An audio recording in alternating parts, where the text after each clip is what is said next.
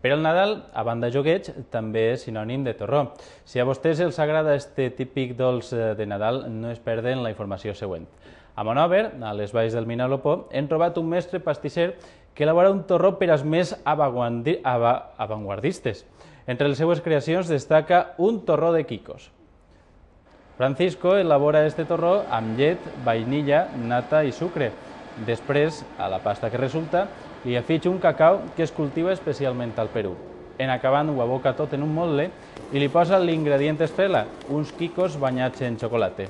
Enguany està previst que d'esta factoria isquen entre 3.000 i 4.000 barres d'este torró, només apte per als paladars més moderns. Este año ha sido buena cosecha de almendra. Lo único que ocurre es que al llover tanto la almendra es más gorda de lo normal y de calidad un poco peor. Y la campaña, pues bueno, pues va yendo muy bien. Bueno, nosotros estamos a mitad de campaña porque la finalizamos sobre el 22 de diciembre, pero va bien.